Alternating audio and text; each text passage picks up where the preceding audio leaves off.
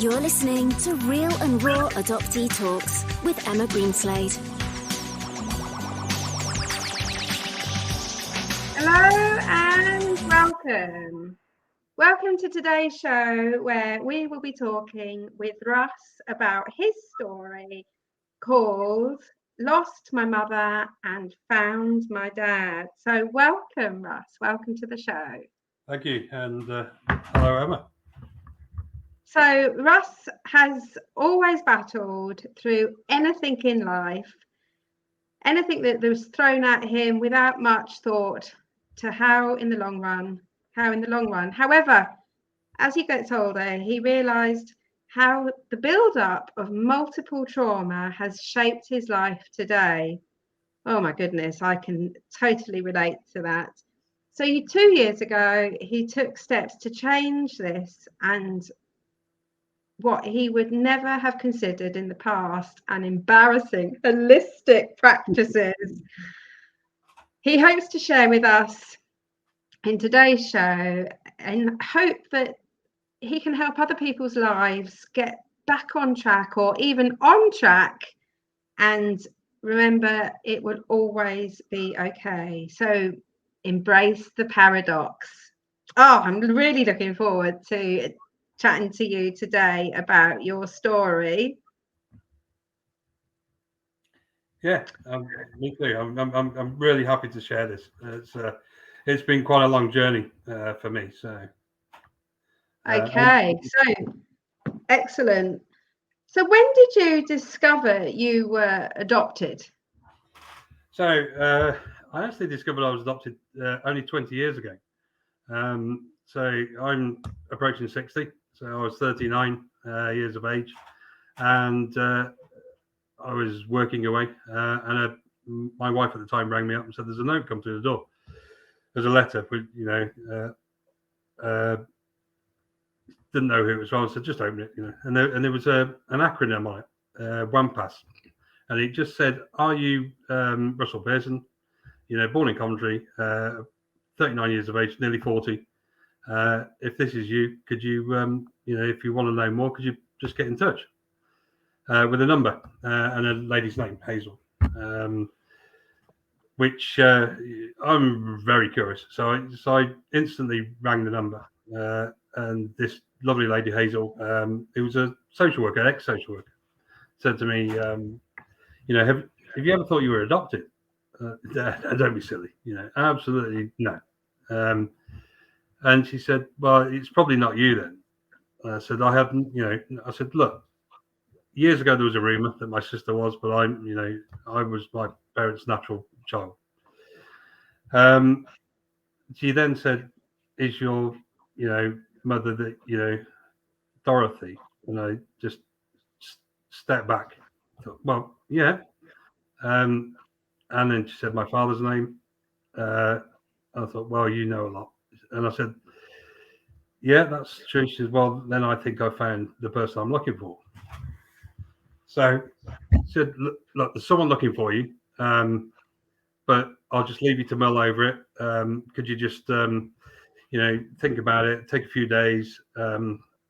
It's a big shock that potential this could be you. And then if you want to pursue this, give me a call back. So put the phone down, instantly rang my wife at the time, quite shocked. Went out the back of the place where I was working. I was working with myself, sat down on an old cable drum. And I thought, a couple of days? No, it was a couple of minutes. So I rang Hazel back, and then we halfway between where I lived in southwest of England and where she lived up in the Midlands. So we met halfway in a service station. My wife and I came, and as soon as she sat down, she pulled a file out, and the first thing I seen on the file was my mother's writing. So that is when it hits home. Then I knew, yeah, that's me. It's me. Then she proceeded to tell me that I'd been adopted at birth, and it was my birth mother that was trying to find me. I went away with the file, and and wrote a letter, and then sent that to Hazel, who forwarded it on to my birth mother, saying that it was the 60s. The swinging 60s wasn't the swinging 60s that we all know, Free Love, Woodstock, and and the Beatles and all that, and it was still back in darkest, deepest England, where birth outside marriage was a taboo, and so was adoption. Adopting children was a taboo. It was quite a difficult time for her and my parents who brought me up. So I have a lot of gratitude to them. Oh, that's beautiful. So I just want to backtrack. The letter that you received from Hazel, you said it was from, did you say WAM Plus? WAM Plus. So the acronym, all they done put on the letter first was this acronym. So when they sent me another letter to, when we'd started meeting, eventually decided to meet my birth mother, it was the West Midlands Post Adoption Service. So, and obviously the laws had changed. I would say in the 90s, the laws had changed where the birth parents could actively seek their child. Yes, because before that, it was only the adopted child that could search for the parent. Yeah, and the fact that you didn't know that you were adopted, you wouldn't have even started searching. Wouldn't have crossed my mind. No. So your birth mother was alive at this point? Yes. And so, how did you react to all this? You're sitting on the cable drum of the empty cable drum, and what was going through your mind?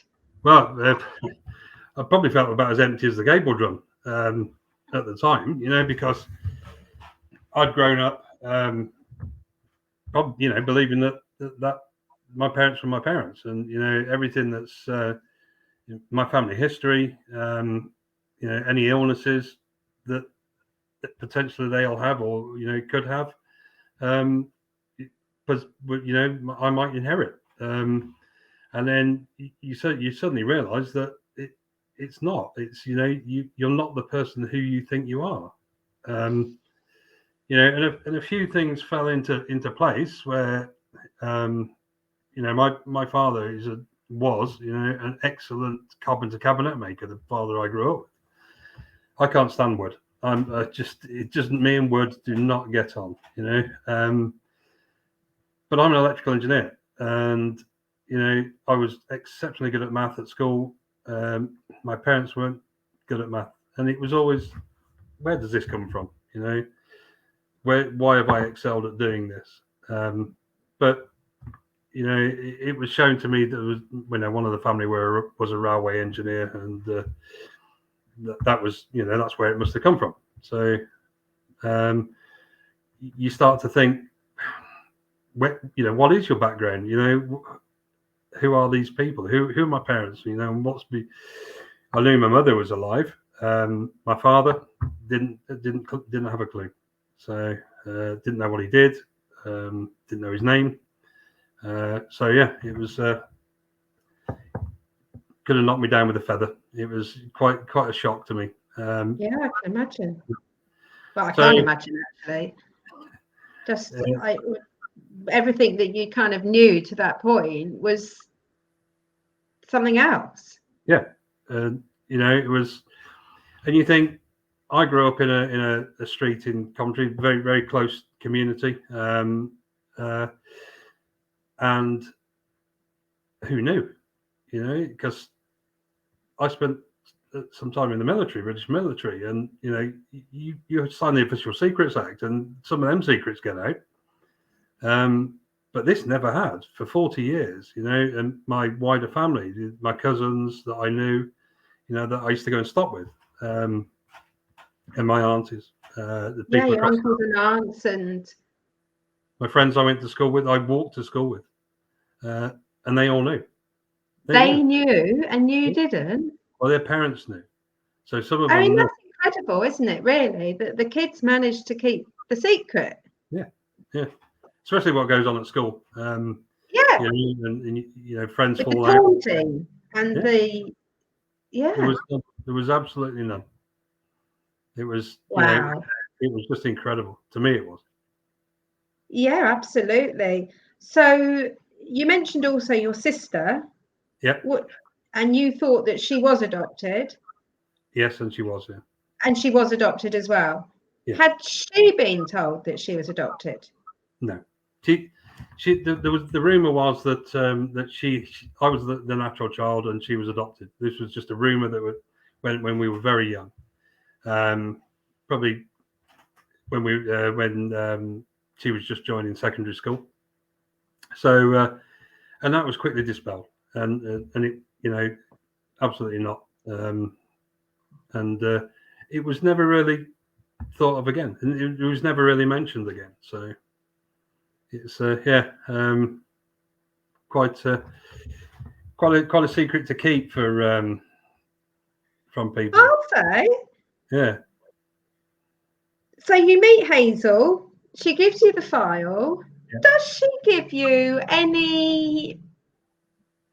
I'm going to say counselling, but any words of wisdom or advice? Does she help you get with this massive reveal? No, not really. She, a part of the file that I got and the letter that subsequently came after. There was a lot of information on post-adoption and counselling services should I need them. So there was a lot of the leaflet, So no words of wisdom, but the good old leaflet, that you can have a look through and then ring someone if you really need to. I didn't feel the need to do that at the time. So. Right. So you felt that you had enough support around you to be able to navigate by yourself. Not the support. I didn't have any support. My psyche then, back when I was, all the way through from when I was a teenager to, probably the last 5 years was, I'll deal with it. I'll deal with that. The stiff upper lip kind of thing, get on with it. I was programmed in the military to focus. When I need to focus, I can focus, and it was just right.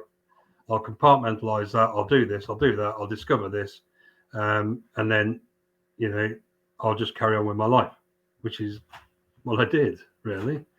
But I needed to know the whole journey, so I needed to know who these people were, or who this person was looking for me. So. Okay, so were your parents alive at this time? Yeah, they were. Yeah. They were. So who did you go to first? Was it your parents, or did you, look for go to your birth mother? I went to the pub to tell you the truth. As we do in Britain. As we do, yeah. And I think the biggest, I'd got a letter from my birth mother and explaining who what I was born, my real name, the name I was born with. That was all in the file as well. And I'd gone at the pub, and there's a guy I used to drink with, and there's one of my best mates as well. And I'd had a couple of beers, and you come in, and I was looking quite, not down, but quite tense. And this guy Bert just come in. He said, "What's wrong with you then?" And my mate Bob said, "You just found out he's adopted. He's not the person." And Bert just went, "Who are you then?" And I explained it. That and my birth mother's name was Twigger, which is quite a strange name, and that was it. It was just, oh right, and I don't know, people on this would remember Fools and Horses, but that was, Trigger. Oh, brilliant. And he just took the mickey, for the next hour. And to some people that would be quite, that's not on. But to me, it was just exactly what I needed. It was just a fantastic leveler to say, you know, it's yeah, great. Thanks for that, Bert. You know, I can walk out of this bar now and say, you know, I can get up in the morning and then say, right, this is what I'm going to do. This is how I'm going to do it. Because you know, people would react like that, but not tell you to your face. You know. Absolutely, yeah. Friends tend to ground us, don't they, when we need it most, or true friends do anyway. So what did you do the next day when you got up? So I wrote this letter and sent it off to, you know, explaining that, you know, I quite understand why, you know, potentially why you had to, you know, give me up for adoption. If, you know, because I've been told that she was a single mother. And I understand that. And I, you know, all she wanted really to know is, was I alive and okay and doing okay for myself? So I put a potted history of what I'd done, you know, up until that day. I was fine. You know, I was running my own business at the time. So yeah, you know, I was okay. You know, nice house, wife +2. You know, so yeah, everything was fine. And then we started corresponding. So I'd left my address as well. So we started corresponding after that. Right. So how long did the corresponding go on for? A couple of months. So some pictures coming backwards and forwards. Then discovered that I'd got a half sister because she told me about that. So some pictures of her. Yeah, it was, you know, I said, look, if you ever want to meet, that's fine by me. And then we arranged to actually meet. So you did meet? And we did, yeah, we did. Excellent. So tell us about that. So said we'd meet in a neutral place, which is there's a lovely little place in near the Cotswolds called Greenslade. It's on the bank of the River Thames, beautiful little village. Yeah. And we pulled up there, and I pulled up. She was already there. So as soon as I pulled up, I knew who she was. You know, I thought that's her. I just knew. So I would. I have a very eclectic music collection, and at the time I had some classical music on. And the first thing she said to me is, "Do you like classical music?" I said, "Yeah, I love it. I love all genres of music." Can you sing? I went, "No, absolutely not. You wouldn't want to hear me." Why do you ask? Well, your grandparents were amateur opera singers. And so discovered they were actually Welsh from mid Wales, which really knocked me when I went back to see a good mate of mine, because he thinks I could have played rugby for the Welsh rugby team. Big absolute no. Do you play rugby? I used to, well retired now. Yeah. So, but yeah, played in the military. Played for my local sides as well. Right. So you're on the bank of the Thames in Greenslade, and you're chatting about opera singers. And what other similarities of things did you have with your birth family? Travel. You know, my birth mother, well, Daphne, we call her Daphne, presenting me pictures of her in New York and various places, and when she was younger, even in Switzerland. And I love to travel. You know, I've never sat still. I still like to travel now, and if we can get away on holiday, we'll be away.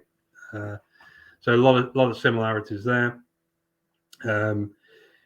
Music, some music. Our political views are poles apart. So so we had some discussions about that later on. But yeah, for the first meeting, yeah, it went really well, and then we arranged a few more. So. And so you continued to keep in contact? We did, yeah. I met my half sister, and it does turn a bit, you know, not sour but sad, that my half sister had come with Daphne to meet us, and she said she'd come down because she got on really well with my kids and my wife. So she said, I'll come down. We'll go out for a drink one night because they're not that far away. They were 80 miles away. So they come down. She came down on her own, and she said, "Look, there's something I need to tell you about your mum." And she's hiding a secret, and she was actually recovering alcoholic. And she had a really history of mental illness, mental health, mainly brought on by she wanted to keep me and was never allowed to. She went off the rails usually around my birthday. And so she, managed to keep off the drink for a good 4 or 5 years, but occasionally kept going back to it. So that was quite a shock to me. Yeah, how sad that when you hear how that adoption, your adoption has impacted the other, the other parties like that. It's really sad, isn't it? It is, and I look back, and it came to a head when I'd moved out to France. I lived in France for a few years, and she rang me up in one hell of a state, very, very drunk. Couldn't continue, and a bit later on that year, she took her own life. So we'd had about a 5-year relationship that I'd been, we'd meet up and she'd come down to the house and I'd go up to where she was, and her daughter would come down. My half sister would come down. We'd go out, but unfortunately, I couldn't intervene and stop her doing that. But that's what she did. So that was another, one of the multiple traumas that. Yes. Yeah, very much so. Gosh. So I just kind of want to take a breath there, really, actually, because that's a real big reveal, and I wonder how that's impacted some of our listeners as well. Not just the fact that you weren't told, but also how your mother took her own life, your birth mother took her own life, and has been or was severely impacted by adoption trauma from her standpoint. And so, I wonder, I'd really like for the listeners to, if they need some help digesting that, then to find somebody to help them do that. We're always available here at Conscious Adoptees. You can contact me through my Facebook group, or you will find the show notes, my email address, and I'm always open for any type of conversation. So how long ago was that? So that was about 2007. Oh, okay. And do you still have a relationship with your half sister? Yeah, absolutely. It impacted her quite a lot. So I tried to support her. She's quite balanced. She's a sane one. So I was working out in France at the time, working in the ski and snowboard industry, and it's something she always wanted to do. So I put her in contact with a few people, and she, fulfilled her dream of doing a season skiing and snowboarding. So she will.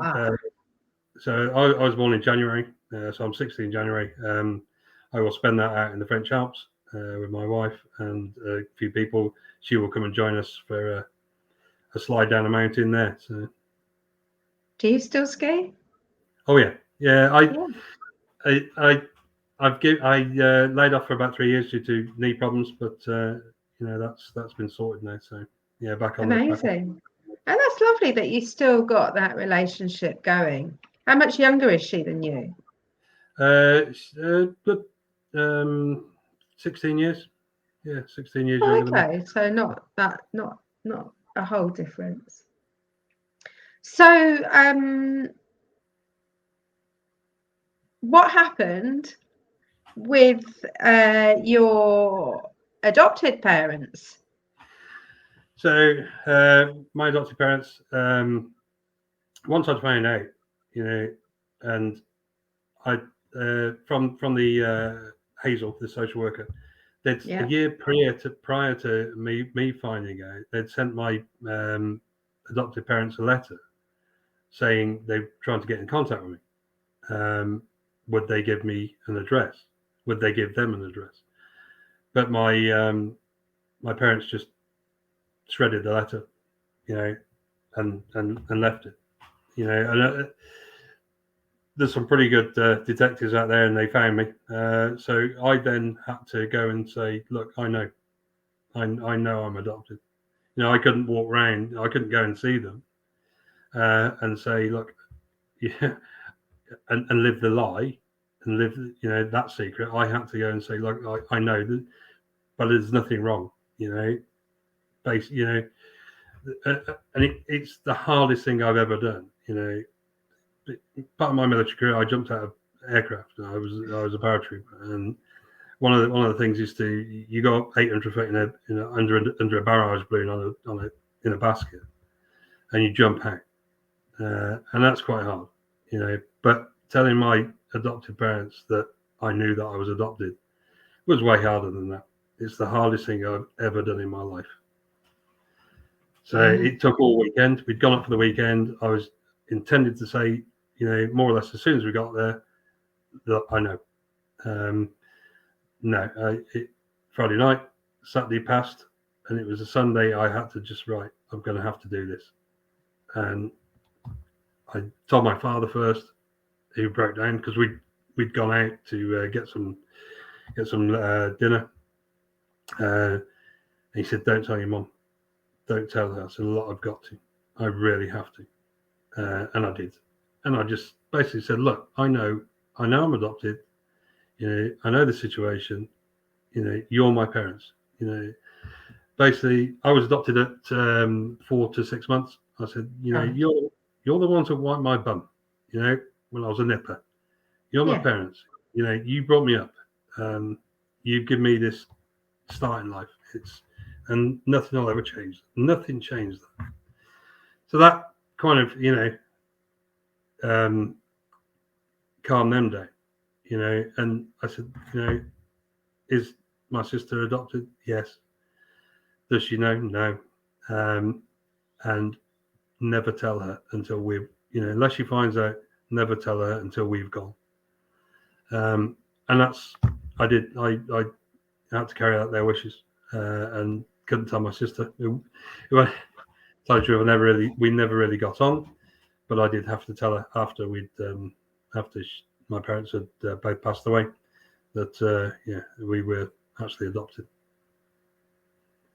and gave her the support and places to go to get support. So. Of course, because you've been through it, so you were able to support her. Were you able to help her through that? Was she open to that? We have quite a, we very rarely speak. It's and we're completely different people. I should have guessed this when I was in our teens, completely different people. But I, managed to say, look, here we go. This is what you need to do. If you need this, and there are people that you can speak to. You can speak to us, and my wife, done the same. And my wife, took her aside and had a good chat with her, and and had private correspondence with her as well. So. Okay. Well, hopefully, I do wish her that she has found peace in her adoption. Yes. Yeah, absolutely, because that's what it's all about, isn't it? Just making peace with the past. So, did your parents ever explain to you the reasoning that they didn't ever tell you? No. Well, they said they had full intentions of telling me, you know, the total intention of telling both of us that we were adopted children. To be honest, I think it was my father. My father was, and the reason that there was no medical reason why they couldn't have children. My father was in the Second World War. His discharge papers said neurosis, which we know today is post-traumatic stress disorder. So he'd seen quite a lot. So I think there was a lot of psychological reasons why they didn't have children. But, you know, they adopted, which absolutely, you know, fantastic. You know, thank them for. And back in '63 was something that nobody ever did really. It was, you know, a lot of our kids got sent off to, you know, Australia.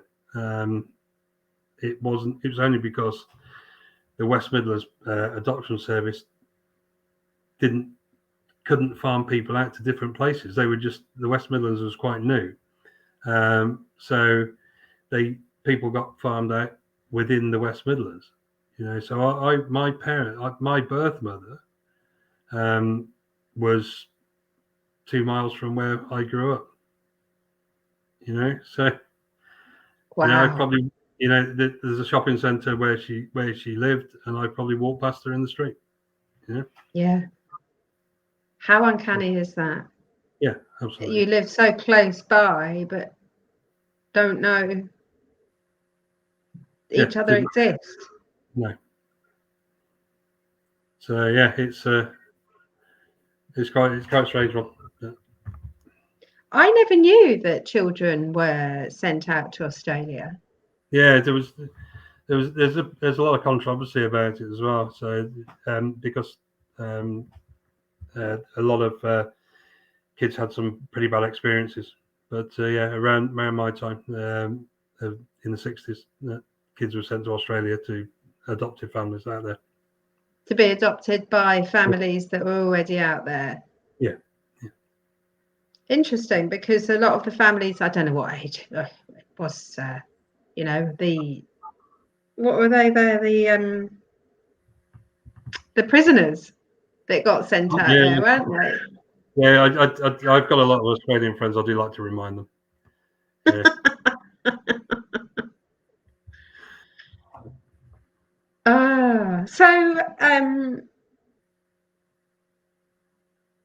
So what, you know, how did you deal with all this? You got the leaflet, which I assume you didn't utilize. You didn't use any of the ideas that they thought. So what was it? You know, you said that you compartmentalize things. How was it that you managed to navigate your way through essentially, you know, a big bomb going off in your life? Yeah, so I mean, say I was running a business time. I was driving into London. There was a massive crash on the M4. Decided to give up the business. Decided to go and live in France and ski for a few years, and completely changed direction and learned to be a cook. So I've always, you know, the jobs I was doing was very stressful, you know, and on top of that, and just think, right, if it's going to affect me, then I'll stop doing it. So I stopped doing it. I was lucky enough that I could. I stopped doing that. I went to France and worked in as a chef in a chalet for a year, and then ended up in a couple of chalets. Ended up as a chef in a French restaurant. Skied for a fair few years, and just really blanked everything. You know, just said, you know, I've dealt with it. It was in France that, you know, the title is I lost my mother because my mother took her own life. And I found my dad. And while I was out in France, I good old Google. I was doing some work for my daughter, just researching something because I had a bit of time. And I used to put his name into Google search engine and a Facebook page came up. In 2010. So this Facebook page came up. And then we corresponded. So I met my father through Facebook. Good old Facebook. Good old Facebook. Who lived out on a Greek island, in Milos. So yeah, I basically, you know, while I was in France, my because of it was to me. Look back now is and a friend of mine out there said, why are you out here? What? Well, I love skiing. I'm here to fund my skiing. I'm here to enjoy. My hobby was to cook and to ski, so I combined them both. I was having a great time. Unfortunately, it was detrimental to my marriage, so that broke down. So you didn't take your wife with you? No. Your wife and children? You just went alone? No. My kid, they came out. They came out to visit and they came out to ski. My greatest thing is I taught my son to ski. He's an exceptionally good skier, and that's what he's off to do this winter. So but no, I went alone, and really, he said, everyone here is running away from something, Russell. Yeah. So it makes you think, and when I'd given up and my marriage had broken down, I was coming back to the UK, and that's when I met my now wife, who'd worked in the mental health field and social work and everything. So I told her about it. I told her about I hadn't yet then met my father. So in 2012, we said, look, I'm going to go out to Milos. And I just said, I am going to Milos to meet my real father. And my wife said, no, I'm coming with you. I said, no, you're not. Oh, no. I'm going on my own. I've got to do it on my own. This is what I do. This is me. And she insisted I'm coming. I thought, you just for a holiday, really, because it's a beautiful Greek island. And that was my opinion. So I said, come on, look, yes, come along. So we flew out to Milos. And the way she worked, absolutely fantastic, because he was married to a lady. She just took her aside and left us to it. And then when she needed to come back to us and speak to both of us, she did. Right. And I just, I looked at it, thought, you're good at this. Yes. So, it changed my view on how people should be, and how people should be more open. She, unfortunately, my father died a year or so later, natural causes. There's another backstory to that, but so that natural causes. Unfortunately, I couldn't get over to the funeral, but everything was shown to me where he was and what have you. So my wife then had started always into holistic medicines, always into putting in alternative therapies for the people she worked with. As a nurse, as a social worker. Have you looked at doing this? Have you looked at how you treat people with her work? So, and done a lot of holistic stuff. Done KCR, done silent counselling, done a lot of breath work. So it was really her that helped me.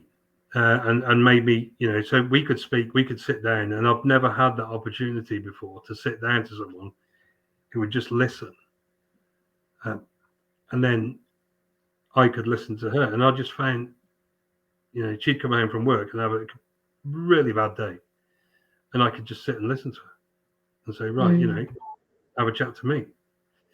And it was, I say skiing because of my knees. I'd gone to the doctor's medical model straight away. Right, sort them out. Well, we can't.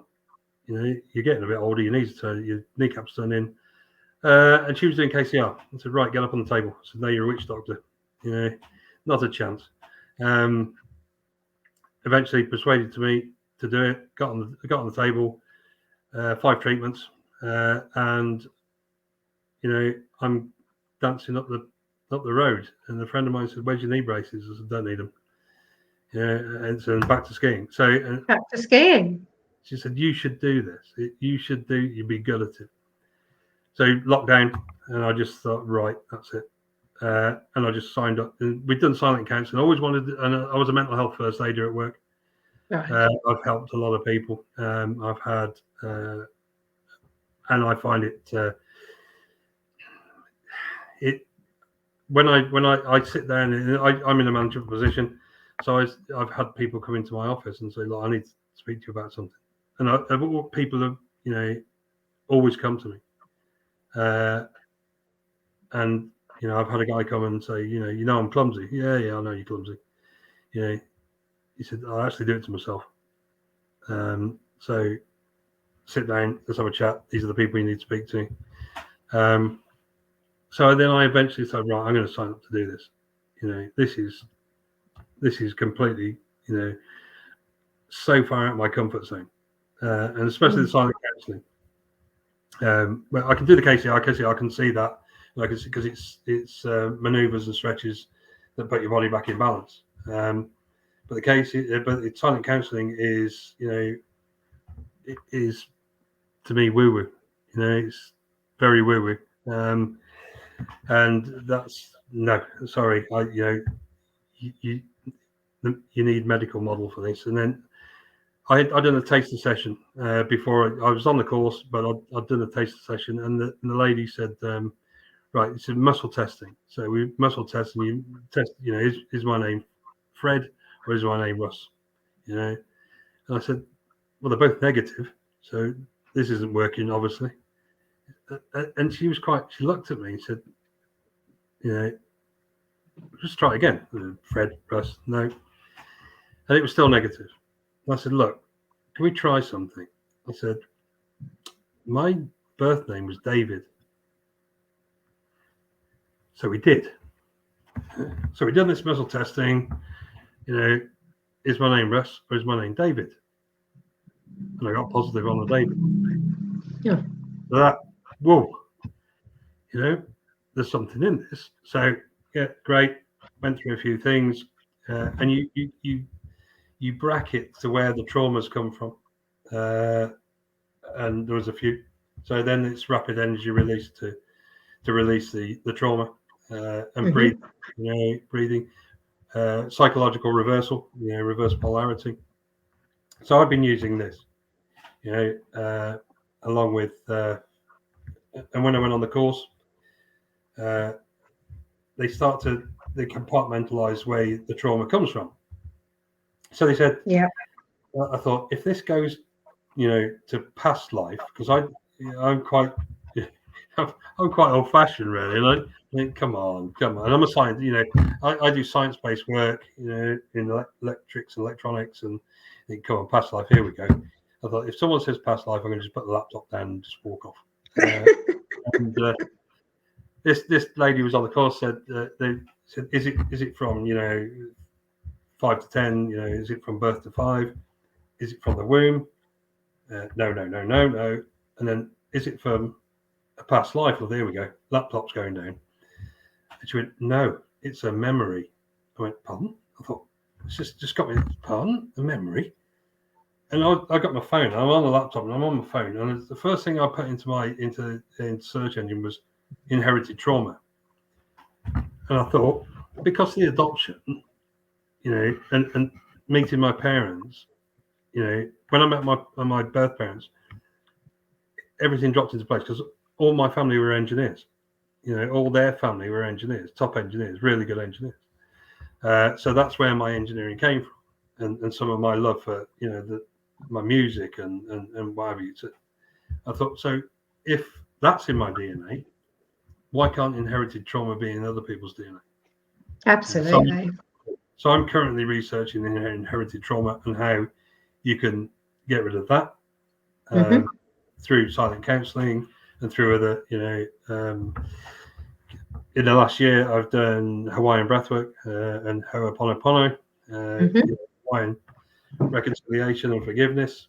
And I've just come back from another day over in Glasgow doing it, with a bit more with a Hawaiian who comes in via a satellite link to us, and explaining, what the Hawaiians do for her, how they treat it, and basically love prevails all trauma. Yes. So the Ho'oponopono prayer that we're talking about is very simple. It's 4 lines, and it's thank you, please forgive me, I'm sorry, I love you. And it doesn't matter which way you say it, but you repeat it as many times as you want. And it has this profound release of whatever may be upsetting you at that time, and just transmuting any held memories that are stored within your body. So this silent counselling that you're talking about sounds very similar to the work that I do with kinesiology, and I work with my spiritual team and can locate any trauma or stress, actually we call it, located in the body, with what time it happened and with whom. And that also then, comes into in the physical body as well as the energetic body, because we also store things within our aura, particular memories and what have you. So that's super interesting. And so have you found that you can work on yourself, or is it always working with somebody else? No, I mean, I do, psychological reverse polarity. I will go into it. I'll sit in my office and find the sore spot, and meridian therapy, and I'll do it myself and bring myself back into polarity. And I'll do it. What I do is based on Roger Callahan's thought field therapy, and Marjorie Cooper, who started silent counselling. So it is self-help, and just bringing your body back into polarity helps, and I will stand in a meeting and I will breathe, I will do something, people look at me and think, what's he doing, but I'm quite happy stood there, and it can be quite stressful in my job, and when they come around to me and we're engineers, it's always our fault, everything, it's not, we're behind production because it's broken down. No, it hasn't, but so I take all the hits, and I don't mind that, and I'll just go and sit down, relieve the rage, or the stress that people have put us under, and I'm quite happy. And some of my team say, like, do you really want us to build like a stretcher to push you around because you're so laid back? And that's and it reflects on the team, because I'm not yelling at them. They know what they have to do, and they know I'm the boss. But there's no need to yell at them, and there's no need to get stressed out with them. We have discussions one-on-ones, and I do it on them, and I'll sit there and say, right, do this. Collarbone breathing is a classic. So I get them to collarbone breathe. I get them to box breathe. I've explained to her Ho'oponopono, with the 4 lines, and we say it's a prayer, but I'm not religious, and I just say it's for you. It's this is for you. It's I'm sorry for being, what am I doing to myself? Please forgive me for doing it.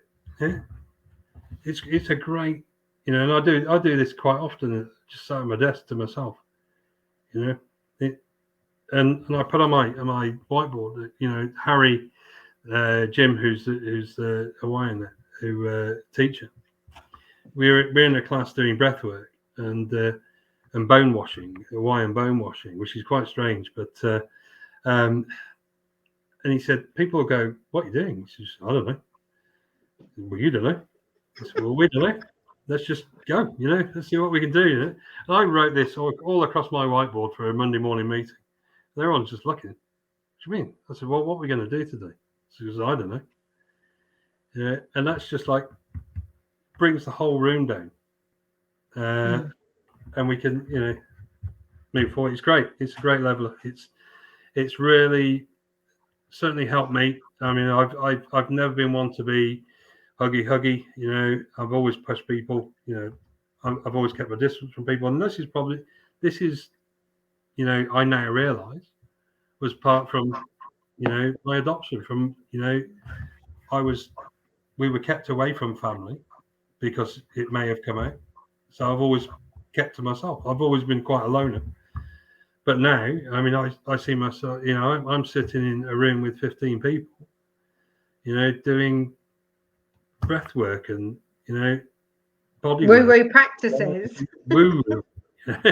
And my wife's just, as long as you don't start wearing sandals and, socks. Burning incense. Yeah, and things like that. But so I've completely surprised myself. And it's really helped me to realize what it actually, the whole buildup of a lot of traumas, and to, as I mentioned, my birth father passed away in 2013-14, but in Greece. So you only get 5 years in the grave. So he was a bit lucky, so he got a bit longer. So last November, we had to go over to Milos and exhume him. And it's quite traumatic for a lot of the Greeks. But for me to stand there with my wife and watch my birth father being exhumed, because you have to be there, and I could just completely level with it. And what I've been doing is I'm quite all right with it. It's fine. It's really helped me. And and I'm sure it can help others. That's absolutely amazing. Sorry, I'm going to have to ask, what do they do with the bones after they've exhumed them? So, well, this is what we asked. So they wash them, and the guy who was digging the grave, I can't speak Greek, so we're being interpreted because the undertaker's there as well, for some bizarre reason. So I said, "What do you do?" And I could realize when he said the Greek word for chlorine, which is pretty similar. I thought, well, they're going to wash them in chlorine, bleach the bones, and then they dry them. And then you can, if you can afford a tomb, which are 30,000 euros or above, you go in your family tomb. If not, you go in a box. You go in a box anyway, and then you can go in the ossuary, which in mainland Greece is about 100 euros a year. In Milos, because it's a very small place, it's 5 to 10 euros a year, so that's good. But if you can't afford it, a lot of people, there's a lot of poverty in Greece as well, and they just leave their loved ones to die, and they get buried in an anonymous grave, and then they get put in a bone pit. And the bone pits in Athens, there's 3, and they're overflowing. So, and I find, which is even worse if you're non-religious or you're gay, you don't get the honour of being put in an ossuary. You go straight in the bone pit after you've rotted down, which I find quite wrong. So, yeah, inhumane. Yeah, to the Greek Orthodox churches, your spirit leaves when the flesh and bones, the flesh goes from your body. So. Right, I see. And so so then they reuse the grave? Yeah. So he was Recycle it? Hotbedding. It was he was we flew in. We were expected on the Wednesday, but we flew in to Milos on the Sunday. We were up at the council. They come to the council in the graveyard on first thing Monday morning. He was exhumed, but we all done and dusted by about 11 o'clock in the morning, and there was someone in there by 3 o'clock in the afternoon. So, Gosh, yeah, that's I'm astonished. yeah, that's the way it is. Because of ground and people are dying in Greece and ground so short now. It used to be 5 years. It's now to 3. So. Well, I suppose to the Greeks, it's normal. Yeah, it's still it's still quite traumatic to a lot of them. There's a lot of YouTube stuff, and I done a bit of YouTube research before I went out there. Right. There's a lot of people not, it affects them quite a lot. But even the Greeks, even though it's normal, it's been going on for years. But you managed to handle that because of these practices that you do. So tell the listeners, please, what does KCR stand for? So KCR is kinetic chain release. It's chain. Chain. So your whole kinetic chain, your whole body in balance. So all we do is we use a set of mobilizations and stretches to reset your body in balance.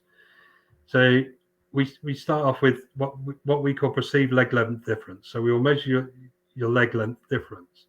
Now, I say to people who come on a line my treatment table, I'm going to measure your leg difference, and my legs are fine. Well, let's see, and we just go through a certain little exercise. Knees up, bum down, slide the legs down, and their legs do not join. So as they slide down, and you can see their face go, why are my feet not together? That's because your body's out of line. And we all have a fall off a push bike or slipped up, and we tend to walk like that. Yeah, exaggerating. We tend to walk tilted. You can see I'm like that.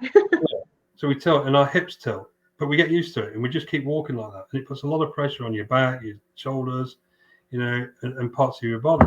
So all we do is we use 20 odd movements to realign that, and it's not invasive. It's not we don't crack bones, we don't do anything like that. We just stretch and mobilize. And one of the